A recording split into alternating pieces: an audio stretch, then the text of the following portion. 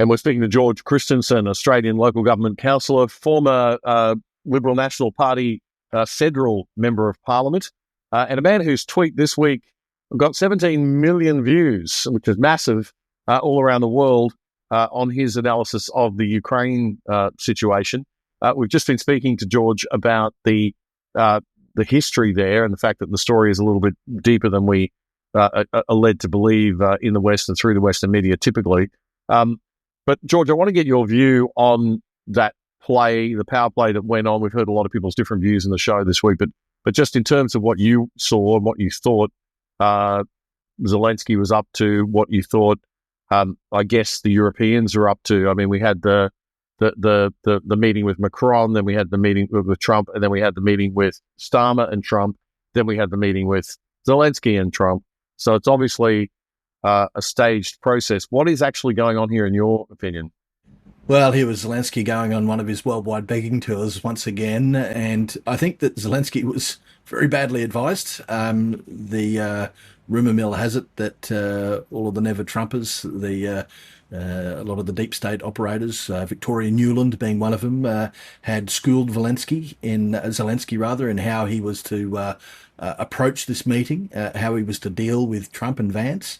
I think it's horribly advised because, we all saw what went down. It was like a train wreck, a slow-moving train wreck that we couldn't take our eyes off. Yeah, and I mean, it started out okay. I mean, before things got heated, Zelensky made quite a good case. I mean, you can't blame him for going in and fighting for his cause.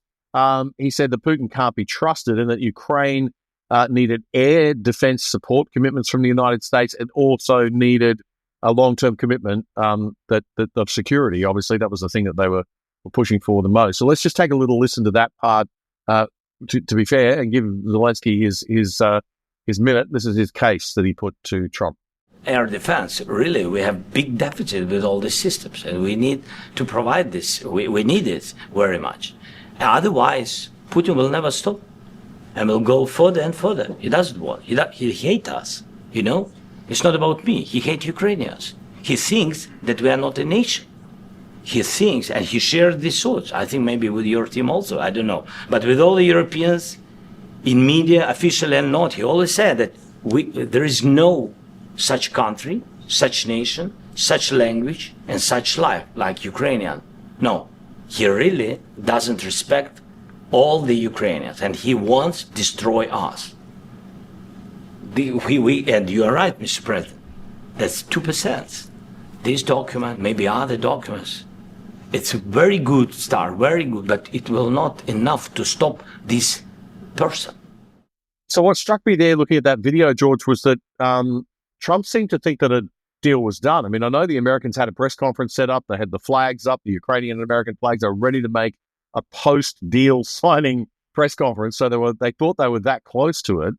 And then things just got derailed because it looks like Zelensky seemed to get agitated every time Trump alluded to the fact that there didn't need to be a security agreement. What was your take on why it went off the rails and what happened there? I mean, look at the chain of events. He went in there aggressively, had that confrontation with Donald Trump, left the White House.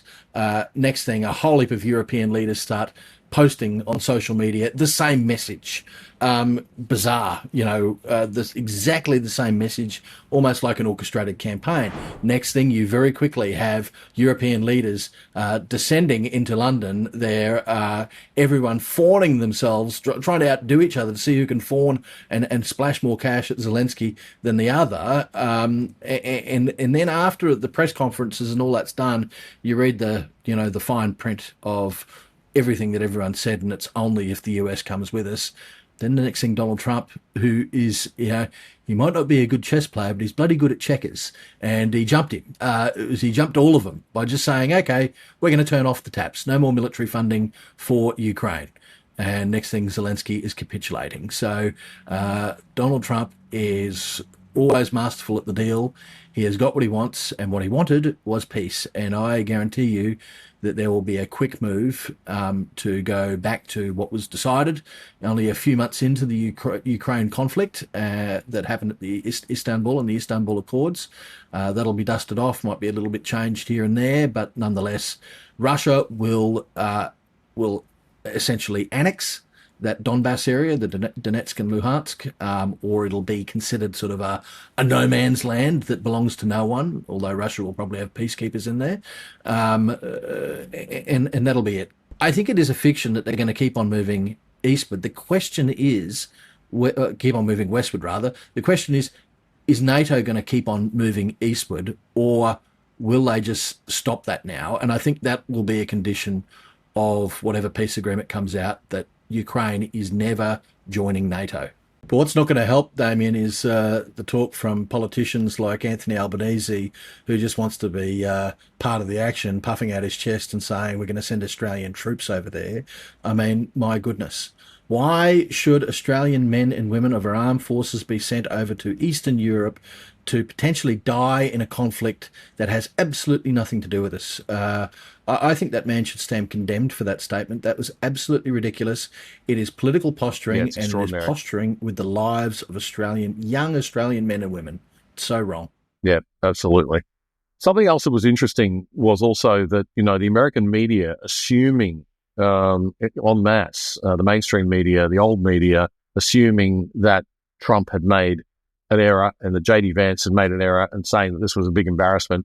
But American polling company Wick Surveys polled 1,100 people straight after the meeting using their new technology. They got them to watch an 11-minute clip of the meeting, that 11 minutes where it got quite explosive. So even without the very calm and sensible lead up to that 11 minutes, and they still found after that 55% of people wanted a negotiated solution, and only 30% thought that the war should continue and the United States should continue to fund Ukraine. So more people thought that Zelenskyy was offensive than Trump. 62% thought that Zelenskyy was offensive, and 2/3 of the people surveyed thought that Trump's social media post right afterwards was positive, with almost a third of them rating it as excellent.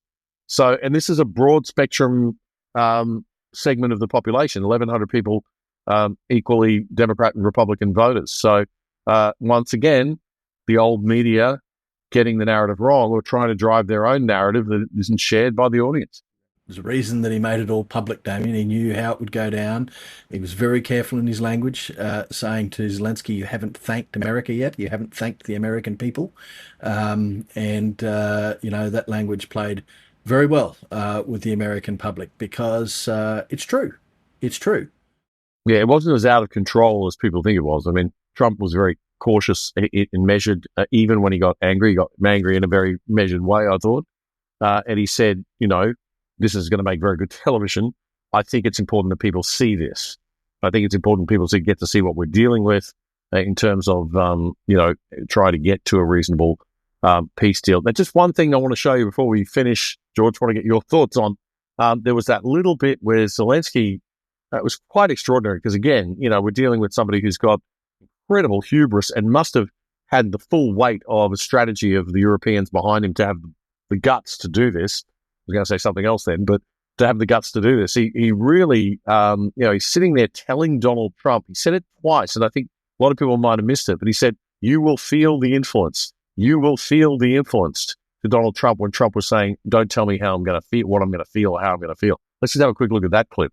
You're in no position to dictate what we're going to feel. We're going to feel very good. You will feel influence. We're going to feel very good and very strong. You will feel influence. You're right now not in a very good position. You've allowed yourself to be in a very bad position, and he happens to be right about it. From the very beginning of the war. You're not in a good position. You don't have the cards right now.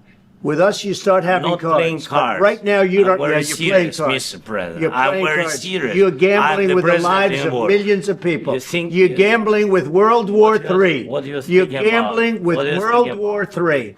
And what you're doing is very disrespectful to the country, this country. That's with all the respect to your far country. More than a lot of people said they should have. Yeah, that's pretty bold and brazen stuff, to go into somebody else's country, into their main, office of their president, sit down opposite their president and say, no, buddy, you are going to feel this. You are going to feel the influence.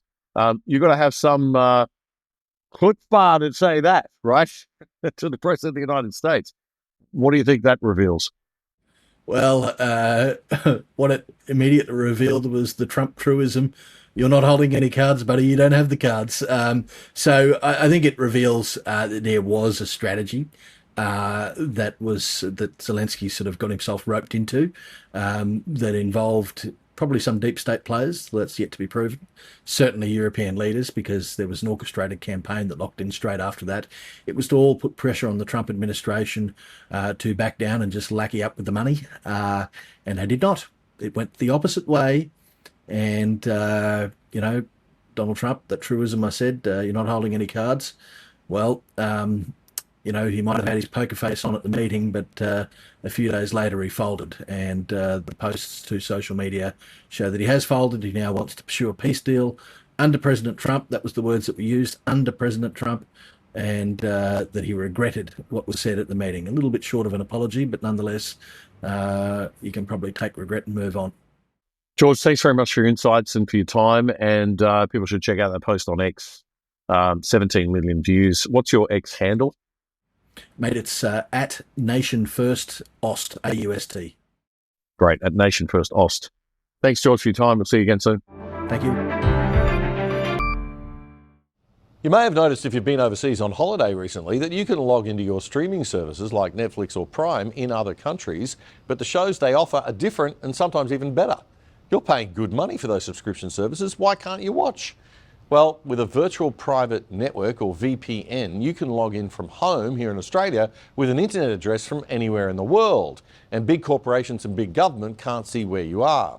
Now, to be clear, criminals can still be actively found with police warrants, of course, but the average honest citizen will have their location protected from prying eyes of corporate marketers and government bureaucrats. If you sign up now with private internet access, we think they are the best VPN service out there. That's private internet access. As a viewer of The Other Side, you can get 83% off the price of your subscription and get online for less than $3 a month. Check it out right now. Go to piavpn.com/otherside. That's piavpn.com/otherside. It's a great service and a rock bottom price, and you're helping keep The Other Side going and growing. That was a segment from a recent episode of our fortnightly news commentary show, The Other Side, with me, Damian. If you liked it, support us. Subscribe to our channel on YouTube right now so you don't miss a thing. It's totally free. Just click that subscribe button and the little bell. And check out our Other Side Unplugged show too, and join our mission to actually do something and change Aussie media for the better at othersidetv.com.au. That's othersidetv.com.au. Check it out now.